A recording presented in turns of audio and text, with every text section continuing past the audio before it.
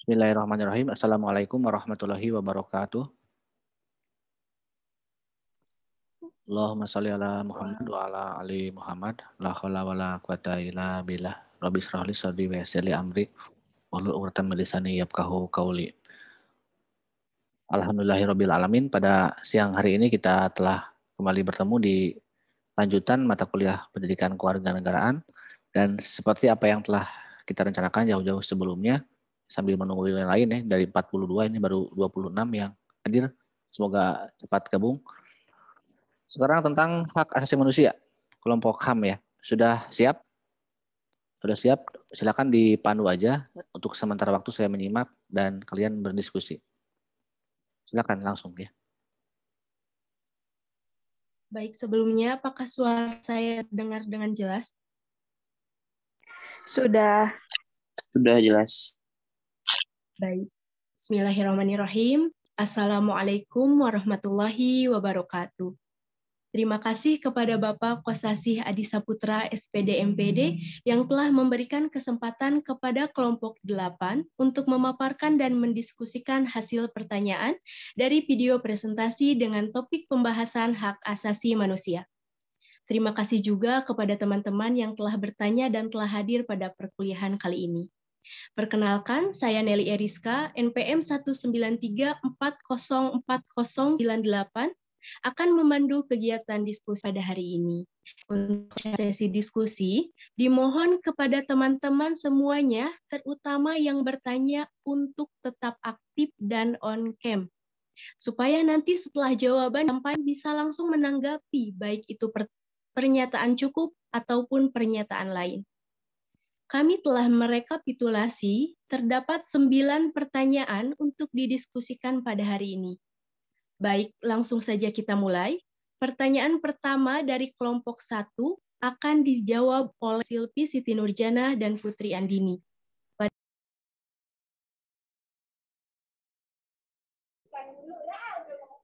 Baik, saya akan membacakan pertanyaan dari kelompok 1.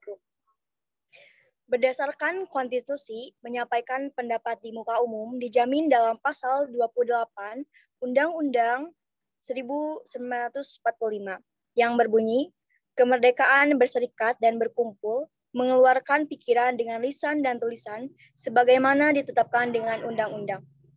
Apa pendapat kalian soal aktivis di Papua dan Papua Barat yang diadili dan dipenjara karena menyatakan aspirasi politik secara damai?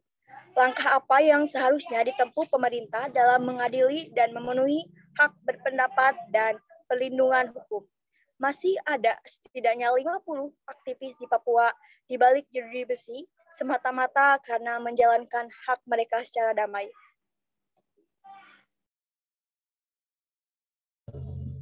Baik, untuk jawabannya adalah para aktivis Papua ditetapkan sebagai tersangka dan ditahan berdasarkan pasal 106 dan 110 Kitab Undang-Undang Hukum Pidana KUHP karena aspirasi yang dikemukakan adalah aspirasi yang dapat memberikan pengaruh buruk pada kesatuan NKRI. Aspirasi yang disampaikan adalah kebebasan Papua atau Papua Merdeka, sehingga bukan aspirasi yang baik, melainkan lebih menuju kepada tindakan makar oleh para aktivis dan melanggar bagian dari bab kejahatan terhadap keamanan negara, dengan ancaman hukum maksimum penjara seumur hidup. Untuk itu, adanya HAM kebebasan berpendapat mengeluarkan pikiran, baik itu dengan lisan maupun tulisan, bukan berarti semua orang benar-benar bebas menyatakan pendapatnya. Karena beberapa pendapat dapat menimbulkan akibat yang buruk dan dapat menyakiti atau mengganggu HAM orang lain. Karena kita adalah negara demokrasi, bukan negara liberal, maka HAM dilakukan berdasarkan toleransi yang tinggi sesuai dengan dasar negara dan Undang-Undang 1945. Jika kebebasan berpendapat itu tidak dibatasi, maka akan terjadi hal-hal yang tidak diperbolehkan dan mengganggu kesejahteraan dan keamanan negara. Hukum nasional maupun hukum internasional menjamin hak setiap orang atas kehormatan atas nama baik.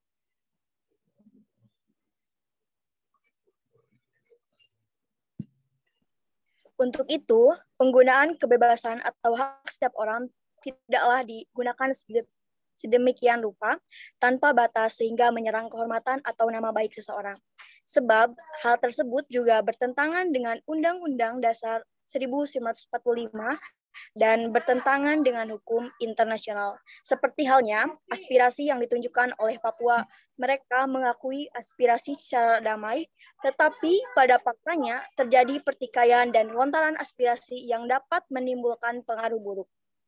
Akibatnya, langkah pemerintah dalam menanganinya yaitu mereka ditetapkan sebagai tersangka di bawah pasal 106 dan 110 KUHP atas tuduhan telah mengorganisir aksi protes damai di depan Istana Kepresidenan di Jakarta pada tanggal 28 Agustus yang diadakan sebagai reaksi terhadap dugaan rasialisme di Surabaya dan Malang. Sebagai upaya perlindungan HAM, baik itu kebebasan berpendapat dan lainnya, pemerintah telah merealisasikan upayanya dengan adanya Komnas HAM, peradilan HAM, dan instrumen HAM dengan harapan bahwa HAM dapat terjaga dan membawa negara kepada yang lebih baik. Izin menambahkan, bahkan Human Rights Watch juga tidak mengambil posisi atas klaim masyarakat Papua atas penentuan nasib sendiri, namun mendukung hak setiap orang, termasuk pendukung kemerdekaan, untuk mengekspresikan aspirasi politik mereka secara damai tanpa takut ditangkap atau bentuk pembalasan lainnya. Perlawanan orang Papua terhadap negara Indonesia serta penindasan secara militer dan polisional seringkali ditanggapi dengan pelanggaran lebih banyak. Untuk itu, pihak pemerintah Indonesia harus memastikan bahwa semua operasi keamanan di Papua dilaksanakan sesuai hukum dan bahwa aktivis damai dan warga sipil lainnya tidak menjadi sasaran. Saya kembalikan kepada moderator. Baik. Bagaimana dari kelompok 1? Apakah jawabannya sudah dapat dimengerti? Ya, Kelompok cukup. 1. Terima kasih atas jawabannya. Ya, sama-sama. Ataupun dari kelompok lain, bagaimana, apakah setuju dan mengerti dengan jawaban dari kelompok kami? Silakan bila ada sanggahan. Dari kelompok tidak ada tanggapan, kami simpulkan bahwa kelompok 1 dan juga teman-teman sudah mengerti. Selanjutnya, pertanyaan kedua dari kelompok 2 akan dijawab oleh Cindy Sukma Kartika, NPM 193404111. Disilakan. Baik, terima kasih kepada moderator yang telah memberikan kesempatan kepada saya untuk menjawab pertanyaan dari kelompok 2. Saya bacakan terlebih dahulu pertanyaannya. Melihat permasalahan hak asasi manusia di Indonesia, salah satu HAM kita secara tidak langsung sedang dirampas dengan banyaknya kebijakan baru yang muncul seperti Omnibus Law, RUU KUHP, serta dilemahkannya KPK dalam menangani kasus-kasus korupsi sekarang ini. Bahwasannya kita dibebaskan bersuara, tetapi tidak dengan berbicara. Kita dibebaskan berbicara, tetapi individu yang berbicara tidak dibebaskan. Dengan itu, apa yang harus direkonstruksi dalam sistem birokrasi pemerintahan agar permasalahan hak asasi manusia bisa digantikan? Sebelumnya, saya ucapkan terima kasih kepada Saudari Azhar dari kelompok 2 yang telah memberikan pertanyaan ini. Kami juga menyadari bahwa kami tidak banyak mengetahui lebih dalam mengenai birokrasi pemerintahan di Indonesia. Namun kami berusaha semaksimal mungkin mencari sumber untuk menjawab pertanyaan ini. Dan sudut pandang kami sangat setuju dengan hasil yang ditemukan, di mana birokrasi pemerintahan sejatinya merupakan mesin penggerak pembangunan dan juga pelayanan publik. Sehingga reformasi birokrasi merupakan hal yang sangat penting dalam mewujudkan pembangunan dan juga pelayanan publik. Namun, di Indonesia sendiri masih terdapat banyak permasalahan yang menyebabkan reformasi birokrasi belum optimal, seperti pola pikir birokrat dan juga komitmen pemimpin. Seperti yang dikemukakan oleh Dwianto pada tahun 2004, bahwa pola pikir birokrat sebagian besar ditempatkan sebagai penguasa, bukan pelayan publik, sehingga perubahan sulit dilakukan demi meningkatkan kualitas pelayanan kepada publik. Oleh karena itu, muncullah berbagai macam permasalahan yang sering kita temukan dan secara tidak langsung maupun langsung sangat merugikan masyarakat. Seperti adanya kebijakan yang menyebabkan permasalahan mengenai hak asasi manusia. Selain itu, kurang profesionalnya birokrat dalam menjalankan tugas dan juga kewajiban, seperti sikap yang kurang baik kepada masyarakat dalam melayani, dan juga budaya afiliasi yang melekat, mendorong praktik KKN, penegakan hukum yang tidak adil, hingga perampasan hak-hak individu dalam kehidupan bermasyarakat dan bernegara. Kemudian, faktor lain penyebab sulitnya pelaksanaan reformasi birokrasi adalah komitmen seorang pemimpin. Hal ini berkaitan juga dengan faktor yang pertama, yakni anggapan bahwa birokrat bahkan pemimpin merupakan penguasa, bukan pelayan publik. Hal inilah yang menyebabkan terjadinya gap antara pemerintahan dengan masyarakat atau hubungan antara pemerintah dengan masyarakat yang masih belum setara. Padahal di era demokrasi saat ini, partisipasi masyarakat sebagai pelaksanaan hak-hak menjadi penting dalam penyelenggaraan negara dan pelayanan publik. Oleh karena itu, diperlukan sosok pemimpin yang kredibel, berintegritas tinggi, memiliki visi untuk masa depan yang lebih baik, dan menjadi panutan. Selain itu, pemimpin juga harus memiliki komitmen dalam melakukan modernisasi birokrasi bagi reformasi birokrasi serta berkomitmen dalam menegakkan hukum yang adil untuk mencegah maladministrasi, KKN, dan juga permasalahan hak asasi manusia. Oleh karena itu, dalam mewujudkan reformasi birokrasi, bukan hanya pola pikir birokrat dan juga komitmen pemimpin yang menjadi poin penting. Akan tetapi, masyarakat pun perlu dilibatkan dengan menciptakan transparansi dan partisipasi publik dalam penyelenggaraan pemerintahan. Sehingga timbullah kesetaraan hubungan serta check and balance antara pemerintah dan juga masyarakat. Begitu, Saudara Azhar, saya kembalikan kepada moderator.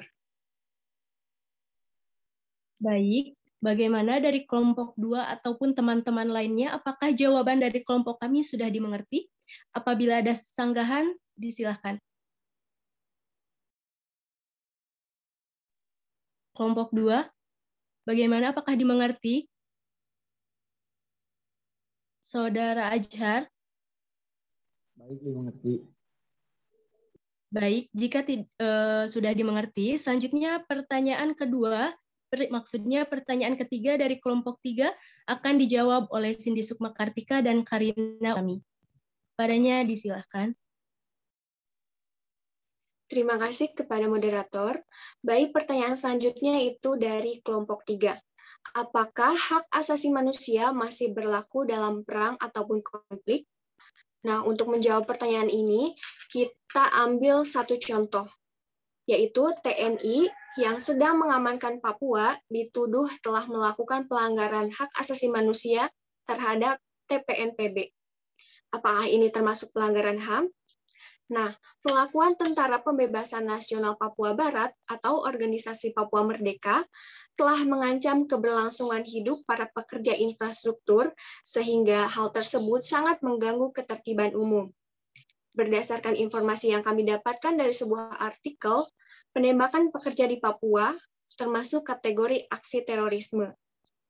Pelaku penembakan itu adalah kelompok kriminal separatis bersenjata atau KKSB, pimpinan Egyanus Kogoya.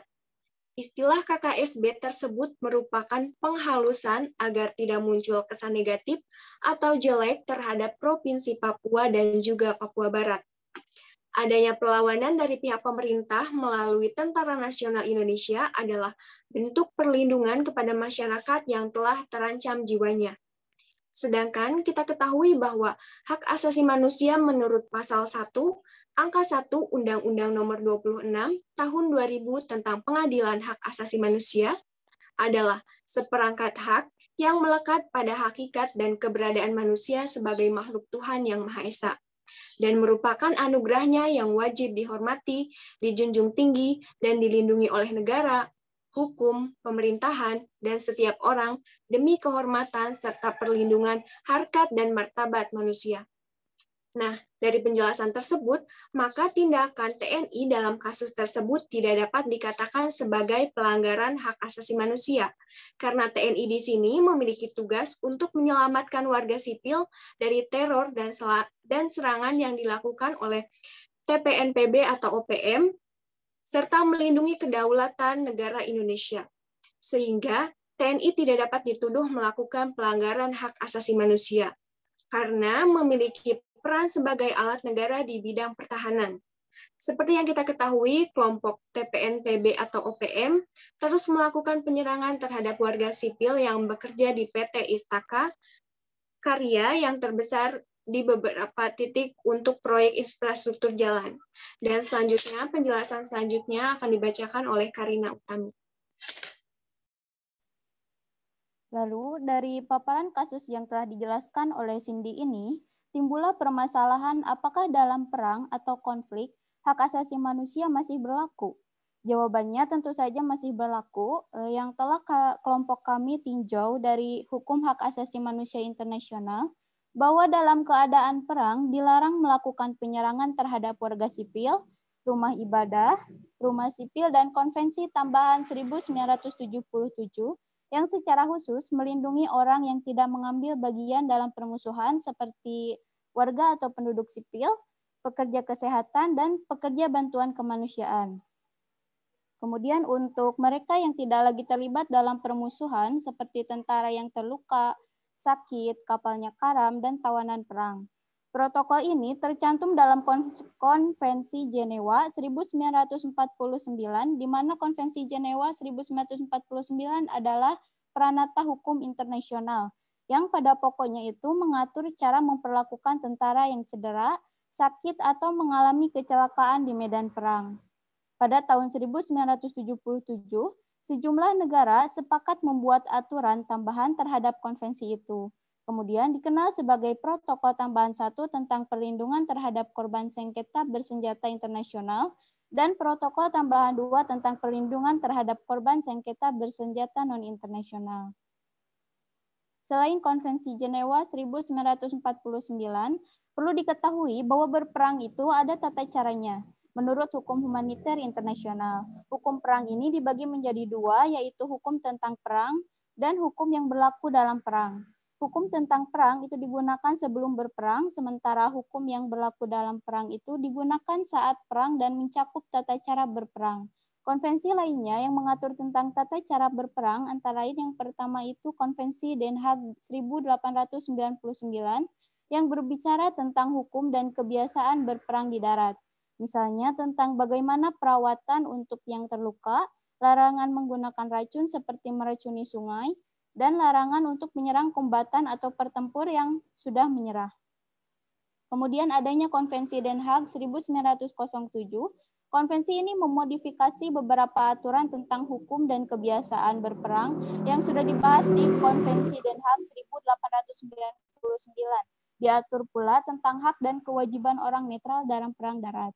Maka dari itu, tindakan TNI dapat tergolong sebagai pelanggaran hak asasi manusia apabila dalam baku tembak tersebut dilakukan di luar ketentuan hukum humaniter yang mengatur tentang perang sebagaimana telah diratifikasi dalam Undang-Undang Nomor 59 Tahun 1958 tentang ikut serta negara Republik Indonesia dalam seluruh Konvensi Jenewa tanggal 12 Agustus 1949, di mana melalui ratifikasi ini, Indonesia mengakui ketentuan-ketentuan ataupun rambu-rambu dalam berperang.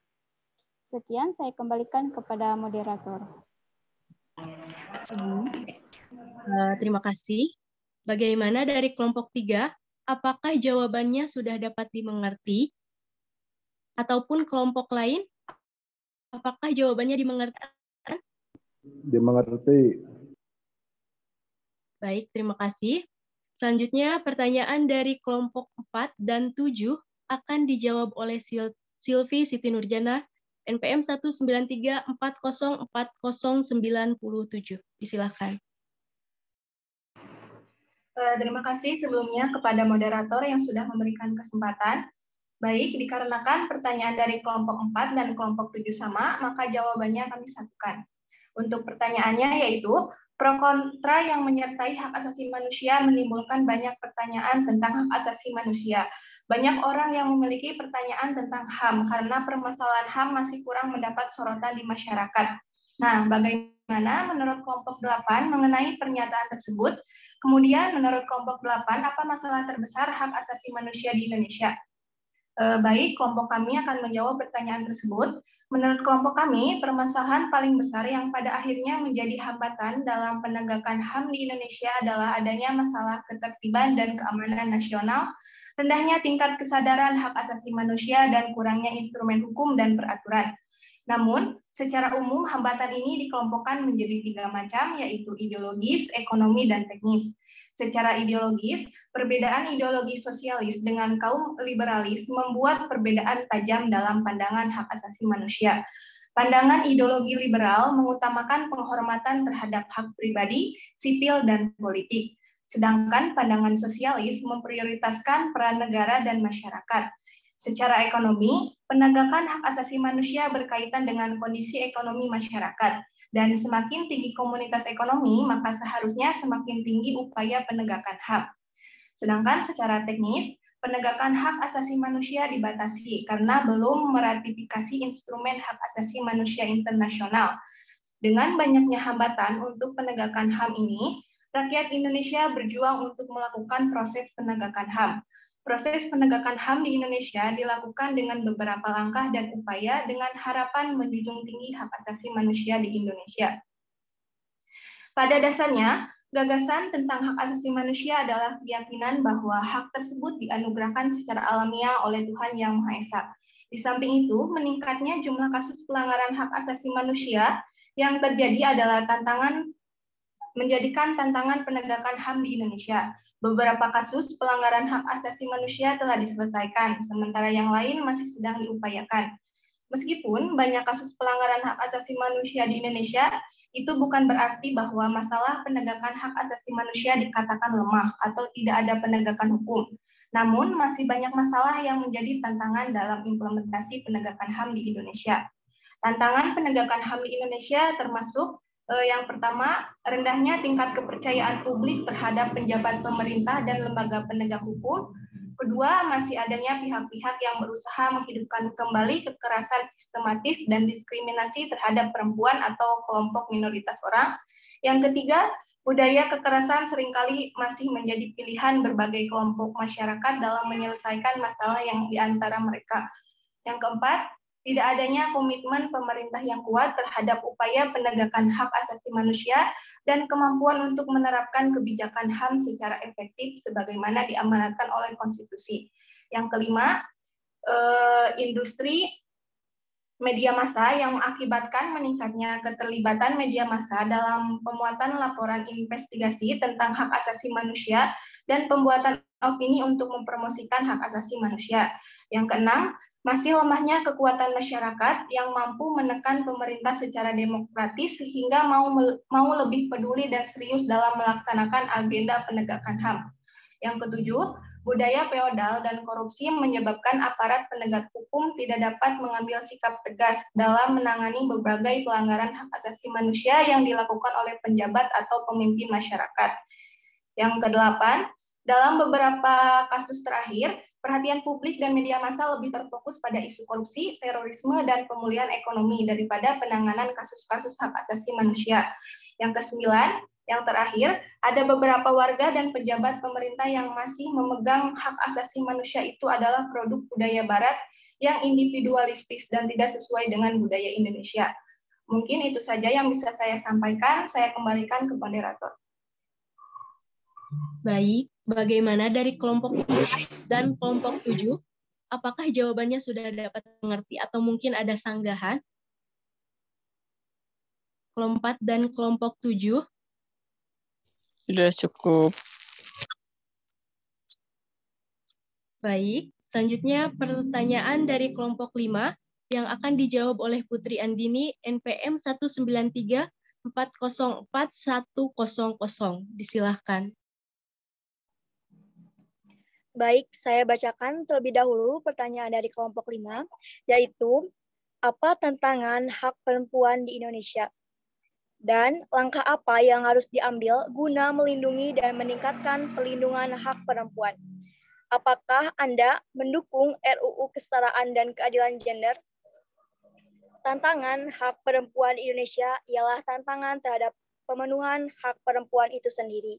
Meskipun hasil ratifikasi telah diamandatkan dalam Undang-Undang Nomor 7 Tahun 1084 tentang ratifikasi Konvensi PBB mengenai penghapusan segala bentuk diskriminasi terhadap perempuan. Namun tetap saja terdapat sejumlah tantangan bagi kaum pemudi Indonesia, yaitu 1. Sejumlah kebijakan internet diskriminatif yang menjadi sumber kekerasan berbasis gender. Kedua, persoalan pemanfaatan teknologi internet yang bias gender. Ketiga, lemahnya pelindungan hak atas privasi perempuan di Indonesia. Keempat, nihilnya narasi hak perempuan dan sektor bisnis. Dan yang terakhir, minimnya narasi pelindungan perempuan pembela HAM atas lingkungan. Kemudian, dari yang telah kelompok kami diskusikan, langkah untuk meningkatkan dan melindungi hak perempuan, yaitu adanya upaya-upaya dari pemerintah Indonesia, seperti pemerintah dan DPR perlu memperkuat Komisi Nasional Anti Kekerasan Terhadap Perempuan, Komnas Perempuan, sebagai lembaga negara yang independen untuk menegakkan hak asasi manusia perempuan Indonesia dengan memperkuat landasan hukumnya dengan sebuah undang-undang yang khusus. Lebih difokuskan dan ditingkatkan lagi efisiensi dan esensi dalam penegakan hukum, menyelidikkan dan penyidikan apabila terjadi kasus yang melibatkan hak perempuan di Indonesia, serta dilakukan pemberdayaan perempuan yang meluas agar perempuan di Indonesia mampu mengetahui berbagai hukum, upaya, dan langkah apa yang harus dilakukan jika terjadi atau mengalami kasus mengenai hak perempuan. Kemudian, kelompok kami juga sangat mendukung RUU Kesetaraan Gender, Keadilan Gender, karena HAM adalah seperangkat hak yang melekat pada hakikat dan keberadaan manusia.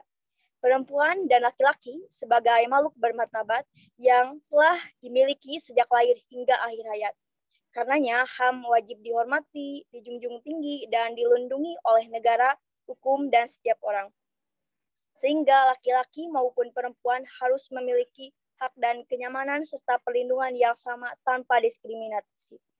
Pandangan kelompok kami mendukung upaya pemerintah bahwa dalam RUU tersebut dapat mendukung kesadaran dan keberanian perempuan untuk bersuara.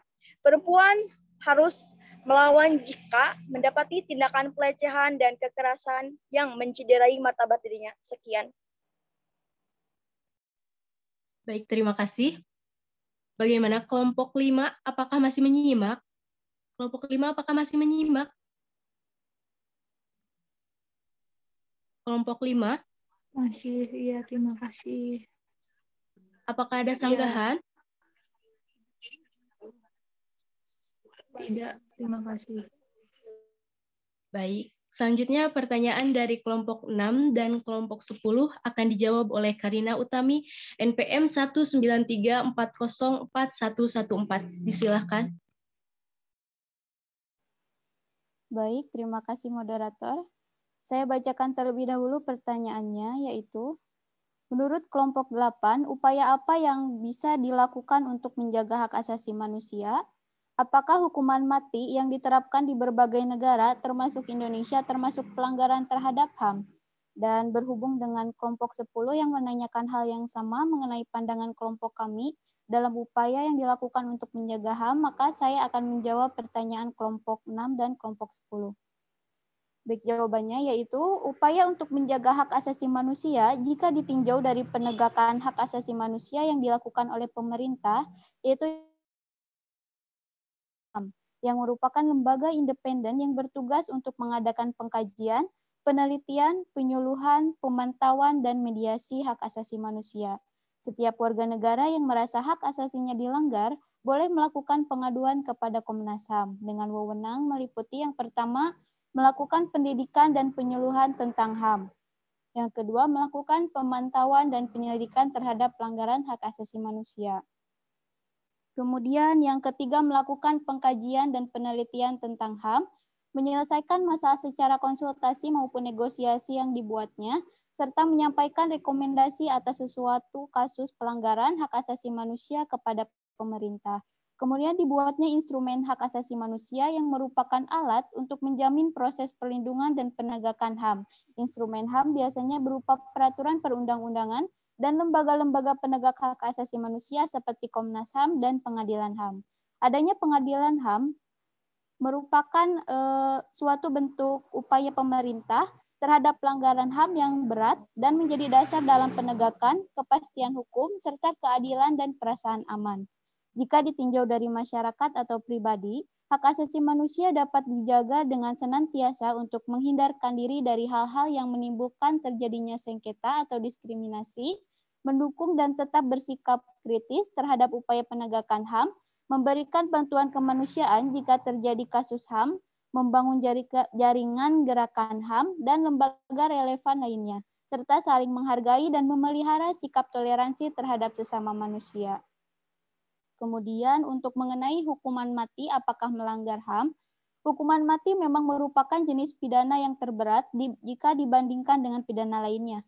Karena dengan pidana mati terenggut jiwa manusia untuk mempertahankan hidupnya. Hukuman mati juga bentuk hukuman keji yang memberikan efek jera kepada pelaku kejahatan. Namun menurut para penggiat HAM di beberapa negara, hukuman ini juga melanggar hak asasi untuk hidup yang diatur dalam Deklarasi Universal Hak Asasi Manusia atau Universal Declaration of Human Rights.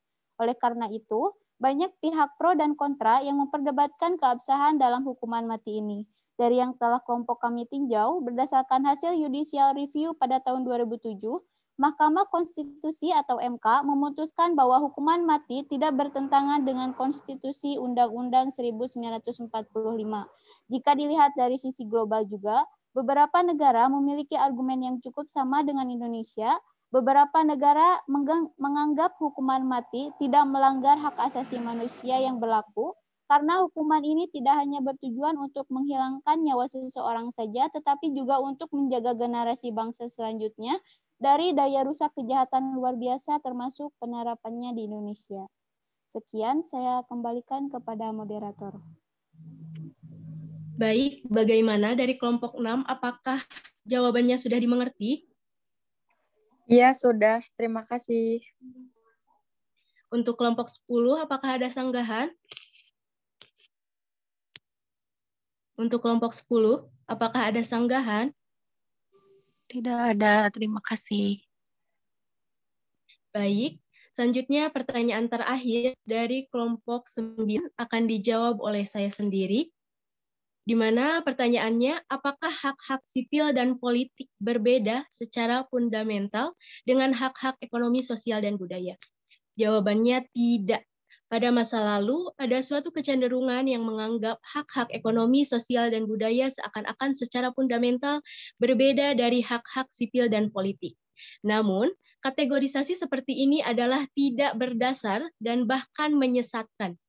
Jika demikian adanya, mengapa kita seringkali menyebut hak-hak sipil dan politik dan hak-hak ekonomi, sosial, dan budaya dalam kategori yang terpisah?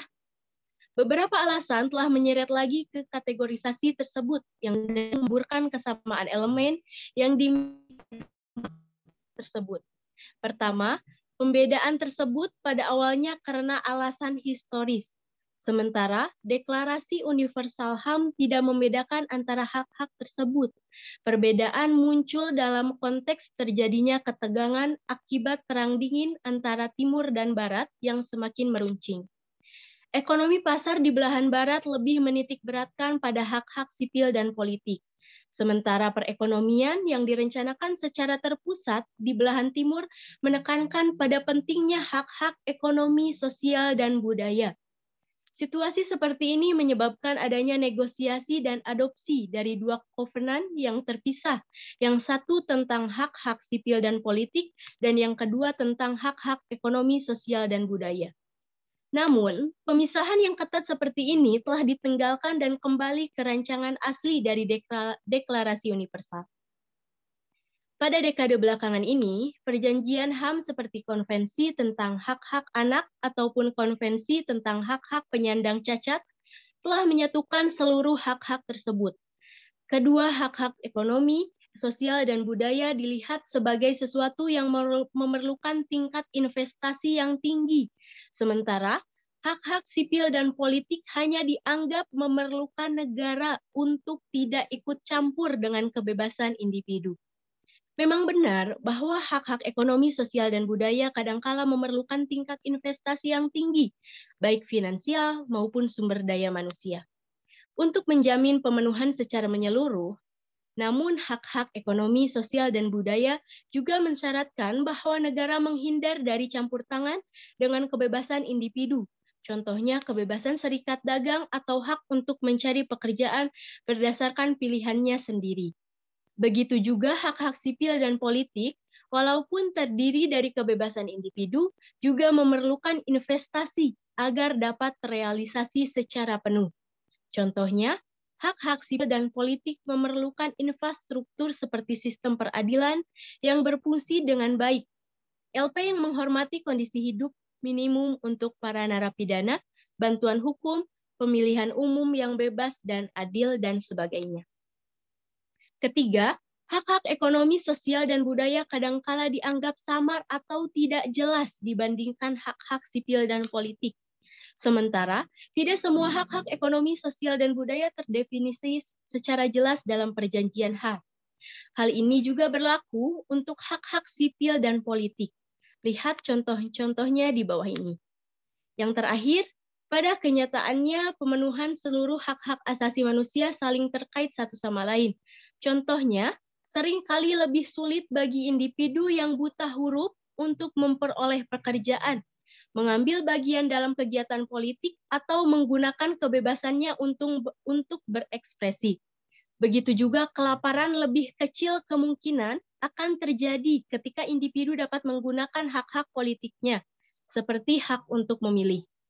Sebagai akibatnya, ketika dilihat secara seksama, kategori dari hak-hak seperti hak-hak sipil dan politik, ataupun hak-hak ekonomi, sosial, dan budaya tidak begitu masuk akal. Karena alasan ini, secara umum, semakin dapat diterima untuk mengacu pada hak-hak sipil, budaya, ekonomi, politik, dan sosial. Bagaimana dari kelompok 9? Apakah jawabannya sudah dapat dimengerti? Sudah dapat dimengerti, makasih ya.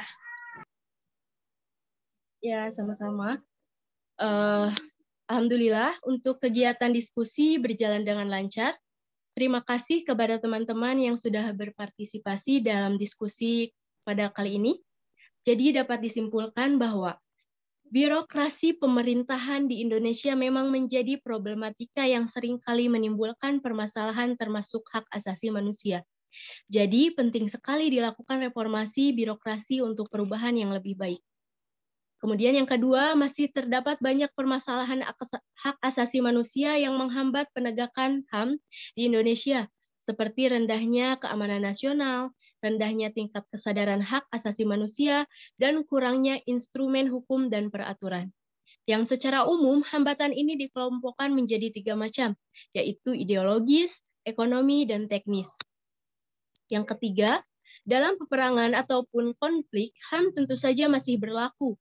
Menurut hukum hak asasi manusia internasional, dalam keadaan perang dilarang melakukan penyerangan terhadap warga sipil, rumah ibadah, rumah sipil, dan protokol tambahan 1977 secara khusus melindungi orang yang tidak mengambil bagian dalam permusuhan. Dan mereka yang tidak lagi terlibat dalam permusuhan seperti tentara yang terluka, sakit, dan kapalnya karam dan tawanan perang. Yang keempat, mengenai penghapusan segala bentuk diskriminasi terhadap perempuan, namun tetap saja terdapat sejumlah tantangan bagi kaum pemudi Indonesia, yaitu sejumlah kebijakan internet diskriminatif yang menjadi sumber kekerasan berbasis gender. Persoalan pemanfaatan teknologi internet yang bias gender, lemahnya perlindungan hak atas privasi perempuan di Indonesia, nihilnya narasi hak perempuan dalam sektor bisnis, dan minimnya narasi perlindungan perempuan pembela hak asasi manusia atas lingkungan. Yang kelima, untuk menjaga HAM perlu adanya Komnas HAM instrumen kebijakan HAM, dan pengadilan HAM. Yang keenam, hak-hak sipil dan politik itu sama secara fundamental dengan hak-hak ekonomi, sosial, dan budaya. Mungkin seperti itu kesimpulannya. Mungkin ada tambahan dari kelompok lain? Apakah ada tambahan dari kelompok lain? Mungkin dari kelompok PEMI? Dari kelompok 9 cukup. Baik, terima kasih. Kalau begitu cukup sekian diskusi pada hari ini. Terima kasih atas perhatiannya. Mohon maaf atas segala kekurangan dan kesalahan. Assalamualaikum warahmatullahi wabarakatuh. Untuk selanjutnya saya akan kembalikan kepada Bapak. Terima kasih. Oke, terima kasih kepada kelompok 8 ya, kelompok HAM, pada semua anggotanya yang dengan gaya yang sama ya, dengan intonasi yang sama. Saya terasa mendengarkan presenter atau pembaca berita ya, dengan gaya pemaparannya. Dan kepada teman-temannya sekarang giliran saya ya, kepada semua yang hadir di sini ya, paling tidak untuk mendengar apa yang saya sampaikan dan diusahakan juga untuk on cam ya, karena kalau tidak mendengarkan apa yang saya bicarakan itu sama halnya Anda belajar HAM tapi melanggar HAM ya. Itu orang bicara harusnya dengarkan ya, tapi oke, seperti itu. Oke, sudah, ini masih pada bangun ini para pemuda-pemudi Indonesia di kelas D ini ya. Silakan bangun ya, yang baru saat tertidur lelap mendengar berita-berita hangat dari kelompok 8. Oke, mengenai HAM ya. Ini ada beberapa konsep-konsep HAM yang sudah Anda runut dari pertanyaan maupun jawaban-jawaban, dari mulai isu HAM sampai ke penegakan HAM dan hal-hal yang menyangkut tentang HAM. Jadi menyangkut kita, menyangkut manusia ya, HAM itu. Secara konsep memang ini ada HAM yang tadi dibicarakan, ada HAM yang bersifat universal gitu. Yang tadi ada sudut pandang politik, ideologis, ekonomis dan sebagainya. Tadi juga perbandingan ideologi bagaimana HAM persepsi dari liberalisme ya yang individualis, terus HAM yang bersifat sosialis dan sebagainya. Ya paling tidak isu-isu HAM yang menjadi isu universal adalah HAM yang memang dibawa oleh kalangan dunia barat ya, yang menganggap bahwa manusia itu terlahir dari satu hakikat kodrat yang merdeka, yang tak bisa digugat, diganggu oleh siapapun. Termasuk Tuhan, termasuk agama. Ya. Bagi mereka agama itu bukan hal yang, bahkan dikatakan bagi sebagian masyarakat yang sekuler, agama itu tidak ada urusannya dengan HAM.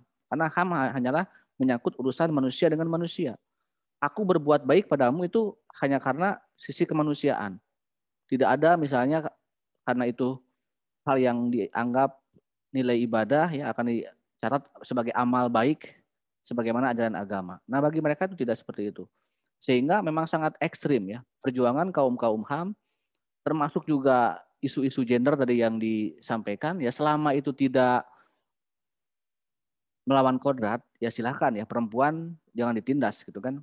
Tapi kalau keterlaluan misalnya melawan kodratnya, itu juga kiranya pandangan agama pun harus kita pertimbangkan, bahkan diutamakan ya ketika ada isu-isu mengenai kesetaraan gender.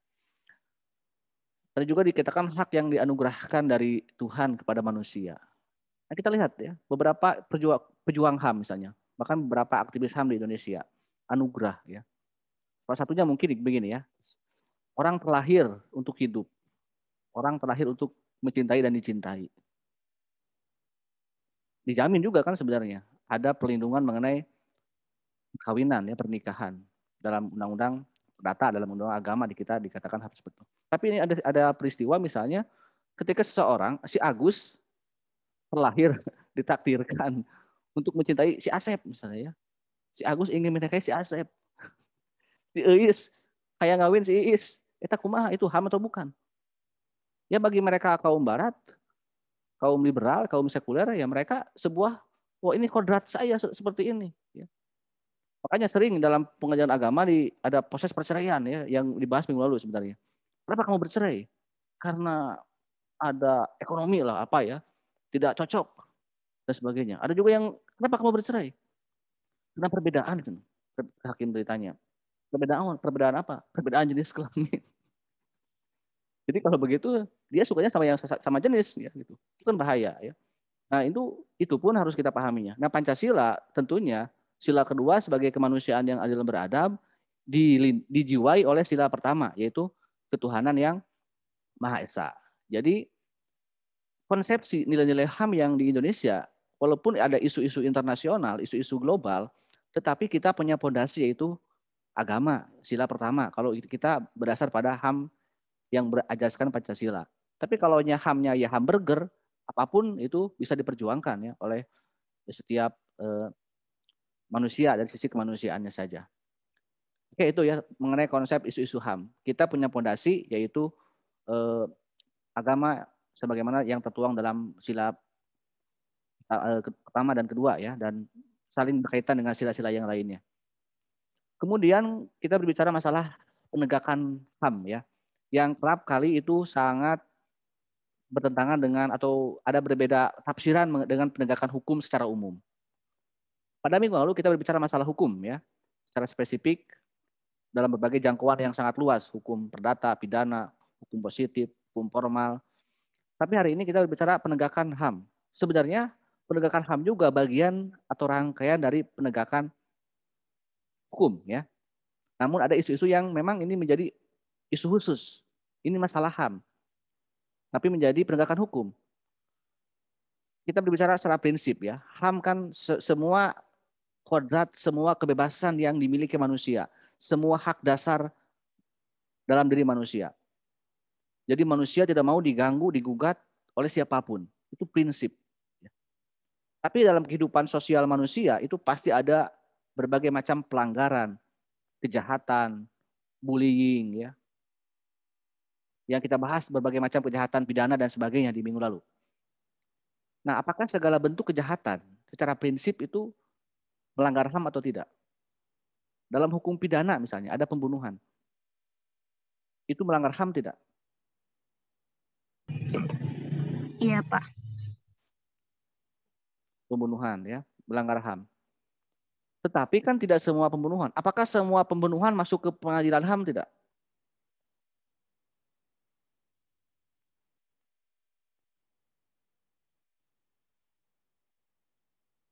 Semua kasus pembunuhan masuk ke pengadilan HAM tidak?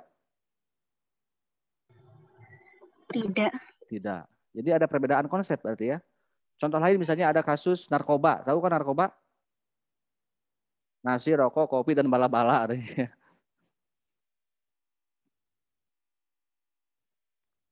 Bahkan tadi ada, nah kenapa saya bilang narkoba? Karena narkoba ada sanksi nanti adalah hukuman mati bagi para pengedar narkoba, bagi para mafia bandar narkoba. Tapi narkoba itu melanggar HAM tidak?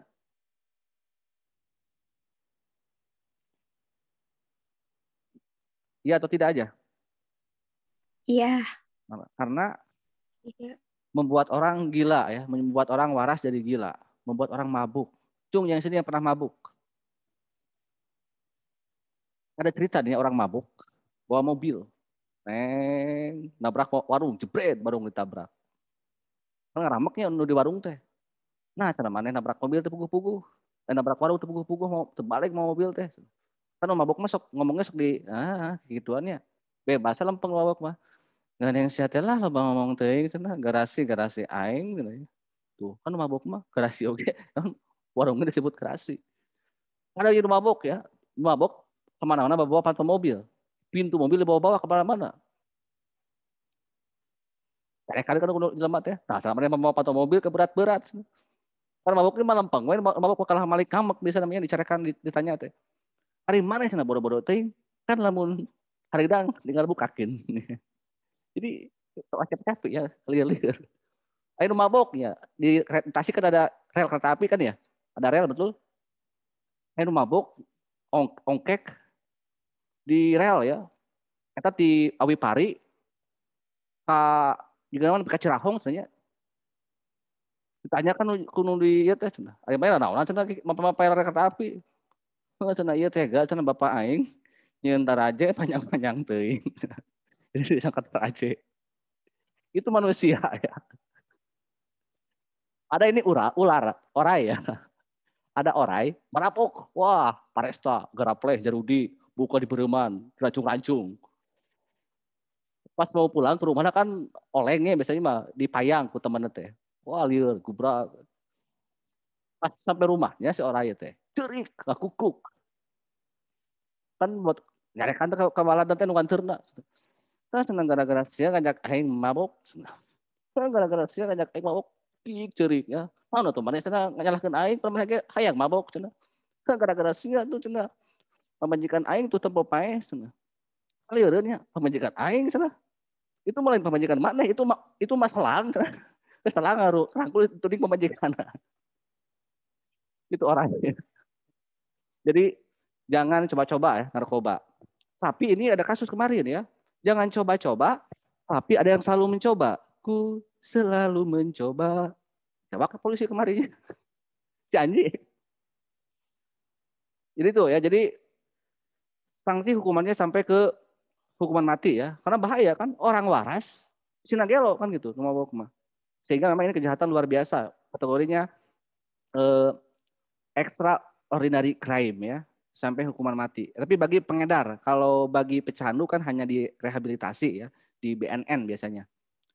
Tapi itu juga bentuk sebagai pelanggaran HAM gitu kan, karena menyangkut merusak hak orang untuk hidup waras paling tidak ya.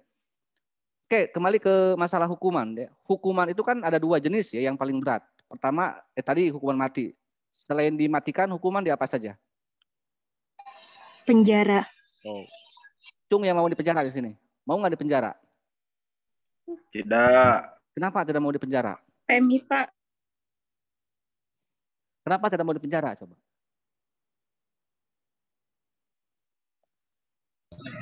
Merenggut kebebasan.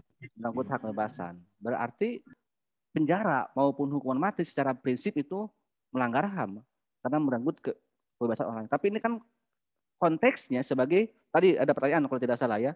Kalau konteksnya adalah sanksi atas hukuman, HAM bisa dikesampingkan ya. Jadi jangan mikirkan HAM ya. Sama dalam perang apakah itu HAM bagaimana? Ya dalam konteks tertentu HAM bisa dikesampingkan. Perang itu secara keadaan kan memang itu perbuatan peristiwa yang saling melanggar HAM. Tapi coba bayangkan, tentara lihat musuh mau nembak, pas mau ceder mau nembak, ingat HAM, aduh ya Allah ya HAM ini kumaha. Mata jangan perang kalau gitu ya gitu, damai aja hidup mah gitu ya. Berarti itu ya, jadi semua sanksi hukuman adalah kejahatan HAM. Semua perbuatan hukum juga pelanggaran terhadap HAM. Tapi yang saya tanyakan kembali lagi ke yang awal. Apa sih perbedaannya antara kejahatan umum, kejahatan pidana biasa dengan kejahatan HAM yang masuk ke Komnas HAM, masuk ke pengadilan HAM? Apa coba perbedaannya? Dalam sebuah kasus ada dua pihak yang terlibat, Pak. Iya, siapa aja terlibatnya? Ada pelaku sama korban. Pelaku, korban. Siapa kira-kira pelaku dan korbannya? Kalau misalkan di contoh demonstrasi itu kayak aparat dari institusi. Ya, ada persamaan dulu sebelum perbedaan ya. Pelaku maupun korbannya harus sama-sama manusia. Ya. Ya itu. Karena ini hak asasi manusia. Kalau misalnya pelaku atau korbannya Kunti, berarti itu hak asasi Kunti. Cung yang sini nggak mau jadi Kunti. Karena kalau jadi Kunti, Anda tidak akan kena HAM. Mau nggak jadi Kunti? Ini biasanya perempuan nih yang jadi Kunti itu. Ilpa, Pak. Hah? Iya. Ilpa mau. Kunti. Ilpa mau, Pak. Kunti itu bisa lebih mulia daripada tukang beca. Tahu kan? Tukang beca dapat penumpang malam-malam perempuan. Cantik wah, perempuan. Mang sana eureun. Naik beca si mang teh. Atoh we perempuan cantiknya. Mang sana eureun di payun. Di depan saya eureunkeun poek cenah. Ieu mang sana artosna. Mayar sih itu teh. Pasti ya ditepok cenah nah dari mah daun. Pas tepok ka tukangan lagi bolong si tunggu juga nya. Pamak tukang beca. Cuan teh jelema cenah. Dasar Kunti jeung si Bang Beca teh. Ngomong we si Kunti cenah. Jeung aing cenah Kunti daripada maneh tukang beca. Maaf ya. Bukan menghina tukang beca. Mau ya jadi Kunti? Karena begini ya. Karena memang harus manusia. Karena dulu ada kasus yang namanya Sumanto. Tahu kan Sumanto? Ya? Tahu, Pak. Ya, Sumanto itu apa kasusnya? Yang makan daging manusia. Dagang manusia. Kira-kira dia melanggar HAM tidak? Melanggar hukum tidak? Manusia dimakan, coba ya. Dia kan hanya mencuri mayit dari kuburan terus dimakan. Itu yang memperdebatkan ahli hukum ya. Sampai berdebat, ini kasusnya apa sih? Apakah kejahatan HAM? Apakah ini kejahatan pembunuhan? Pencurian? Kalau masalah pencurian oke, itu lebih rasional. Karena tapi kan tidak lazim mencuri kan mayit gitu kan. Tapi apapun itu, orang takut sama Sumanto kan? Pada orang takut, semua orang takut lah dulu sama Sumanto ya. Satu hari ada Sumanto. Ketemu Sumanto. Kan sieun ya, dikejar-kejar Sumanto teh. Wah, diudag-udag. Sampai terbirit-birit, mentok kayak jungkrang, ada jurang gitu ya. Ada jurang kan mentok. Rek ngajeleng, iya ada kumaha pasti paeh daya dileuweunnan jungkrang pisan ya. Di tukang Sumanto sieun.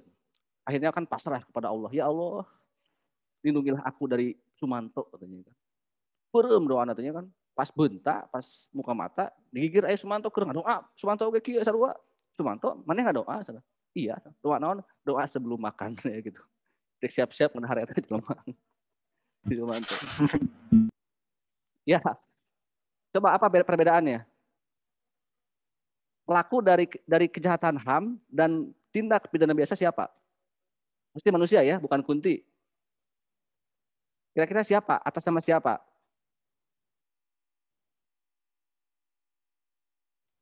Misalnya contoh HAM apa kejahatannya coba kasusnya?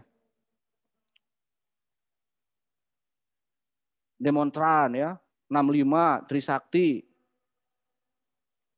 Kira-kira siapa sih pelaku dari pelanggar HAM di Trisakti dan kasus-kasus seperti itu?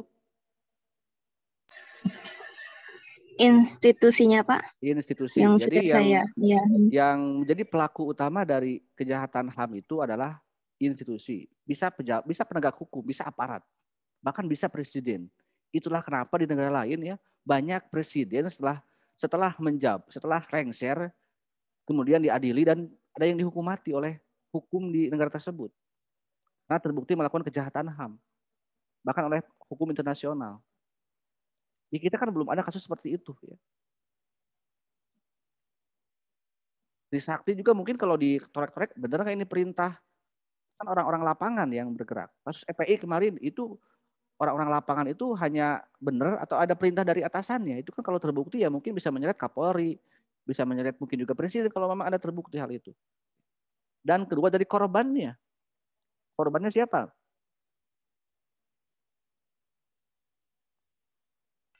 Kalau di kasus yang Trisaktinya itu korbannya seperti demonstrannya, Pak.